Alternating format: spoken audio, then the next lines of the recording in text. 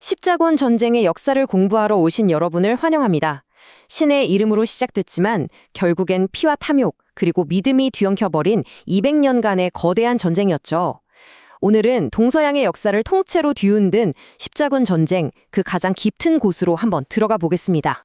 오늘 우리가 함께 따라가 볼 이야기의 지도입니다. 먼저 십자군 전쟁이 도대체 뭐였는지 그 정체부터 알아보고 대체 어떻게 이 거대한 불길이 타오르게 됐는지 그 시작을 살펴볼 거예요.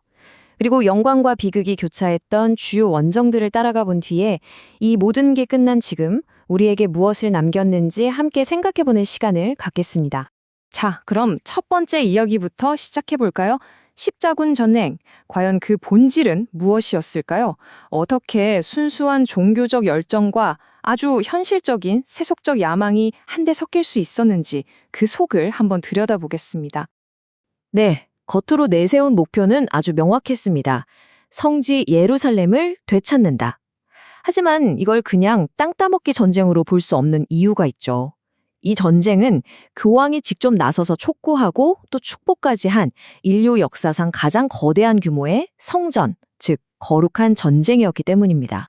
바로 이 차이점이 십자군 전쟁의 핵심을 보여줍니다. 당시 비잔티움 제국도 이슬람 세력과 계속 싸우고 있었거든요. 하지만 그건 나라를 지키기 위한 어떻게 보면 현실적인 전쟁이었죠. 십자군은 완전히 달랐습니다. 교황이 약속했어요. 이 전쟁에 참여하면 모든 죄를 용서받을 것이고 여기서 죽으면 순교자가 되어 천국에 갈 거라고 말이죠. 나라가 아니라 신앙이, 영토가 아니라 구원이 전쟁의 가장 큰 동력이 된 겁니다.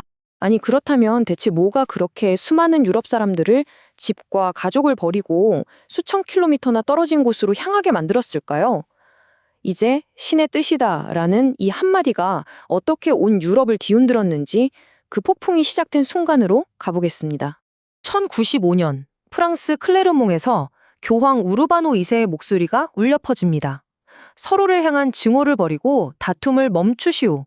사악한 민족에게서 성지를 되찾으시오.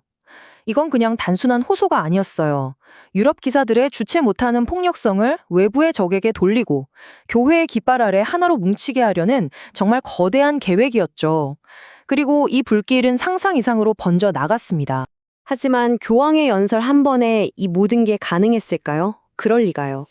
여기 보시는 것처럼 당시 상황은 마치 잘 짜인 톱니바퀴처럼 맞물려 돌아가고 있었습니다. 동쪽의 비잔티움 황제는 도와달라고 애원하고 있었고 성지 순례자들은 박해받는다는 소식을 전하며 사람들의 분노를 키웠죠. 교황은 이걸 기회로 권위를 높이고 싶었고 땅이 없던 귀족들은 새로운 영지를 얻을 기회라고 생각했습니다. 결국 신앙이라는 이름 아래 각자의 욕망이 들끓고 있었던 거죠. 그리고 이 모든 욕망을 하나로 묶어준 이념적인 무기가 바로 기사도였습니다. 교회는 맨날 자기들끼리 싸우던 기사들에게 새로운 목표를 준 거예요. 이제 서로 그만 싸우고 그 칼로 신의 적을 무찔러라. 이렇게 폭력은 정당화됐고 기사들은 단순한 싸움꾼이 아니라 그리스도의 군인이라는 아주 명예로운 이름을 얻게 된 겁니다. 그리고 마침내 교황의 연설이 끝나자 광장에 모인 사람들이 일제히 외친 구호가 바로 이것이었습니다. 데우스 불트, 신의 뜻이다. 이 한마디에 당시 유럽의 열망과 분노, 신앙과 탐욕이 모두 담겨 있었죠. 그리고 제1차 십자군을 움직이는 거대한 엔진이 되었습니다. 자, 이제 배경 설명은 이쯤 하고요. 지금부터는 약 200년 동안 실제로 벌어졌던 영광과 비극의 역사, 주요 십자군 원정 속으로 직접 들어가 보겠습니다. 보시는 것처럼 주요 십자군은 크게 4차례에 걸쳐 이루어졌습니다.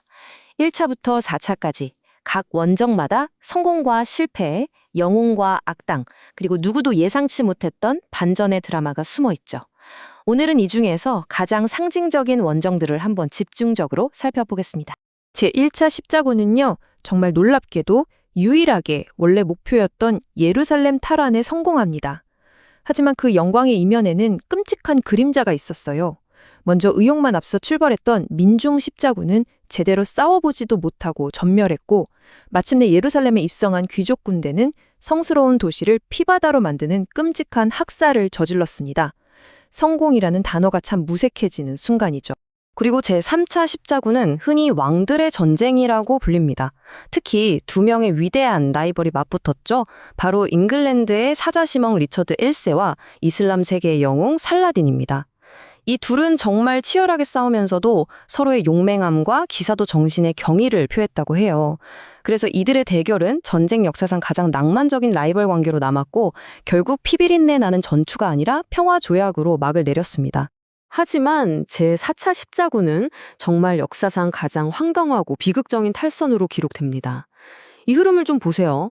원래는 이집트로 가려고 했는데 돈이 부족해지자 베네치아 상인들 꼬임에 넘어가서 같은 카톨릭 도시인 자라를 공격합니다. 여기서 끝이 아니에요. 비잔티움 제국의 왕위 다툼에 끼어들어서 결국엔 동방 기독교 세계의 심장인 콘스탄티노플을 함락하고 무자비하게 약탈해버립니다. 성지를 되찾겠다며 떠난 군대가 돈과 권력의 눈이 멀어서 형제의 심장에 칼을 꽂은 거죠. 십자군 역사 최악의 오점입니다.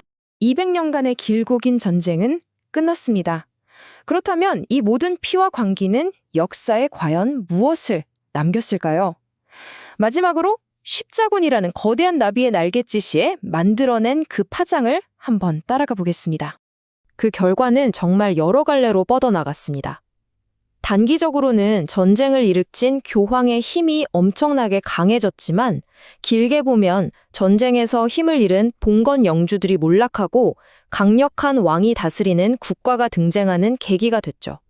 하지만 무언이 뭐니 해도 가장 치명적인 유산은 바로 분열과 증오였습니다. 제4차 십자군 때문에 동방과 서방교회는 돌아올 수 없는 강을 건넜고 기독교와 이슬람 세계 사이에는 오늘날까지도 그 상처가 남은 깊고 어두운 불신의 강이 흐르게 됐습니다. 십자군 전쟁이 일어나기 약 200년 전의 기록입니다. 콘스탄티노플의 총대 주교가 이슬람과 비잔티움을 하늘의 두 위대한 빛이라고 부르면서 서로 형제가 되어야 한다고 말했죠.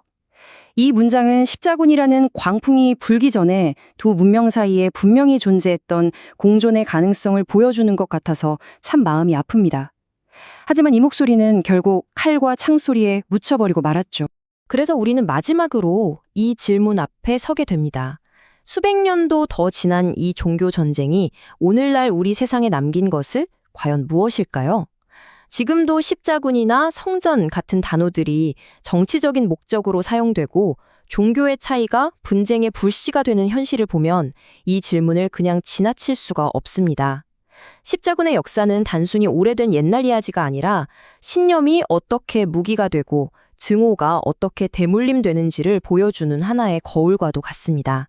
이 거울을 통해 지금 우리를 비춰보는 것, 그것이 바로 오늘 우리가 십자군 전쟁의 역사를 되짚어보는 진짜 이유가 아닐까 싶습니다.